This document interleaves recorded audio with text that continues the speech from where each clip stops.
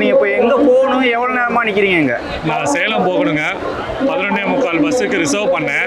நான் 11 மணிக்கு உள்ளே வந்தேன். இப்போ தான் 10 மணி பஸ்ஸே வந்து வெளியே போகுதுங்கிறாங்க. இன்னும் வெளியே போகல, உள்ளே வந்திருக்கு. இப்போ தான் எந்த வண்டியும் உள்ளே வர மாட்டேங்குதுங்கிறாங்க. மணி இப்போ 1:15 ஆகுது. எந்த வண்டியும் உள்ளே வர மாட்டேங்குதுங்கிறாங்க. இங்கே இருக்கவங்க கேட்டால் அங்கே கேளுங்கிறாங்க, அங்கே இருக்கவங்க கேட்டால் இங்கே இருக்குங்கிறாங்க. கேட்டால் டிசிலேருந்து ஏசி வரைக்கும் எல்லாரும் இங்கே இருக்குங்கிறாங்க. ஆனால் வண்டி தான் இல்லை.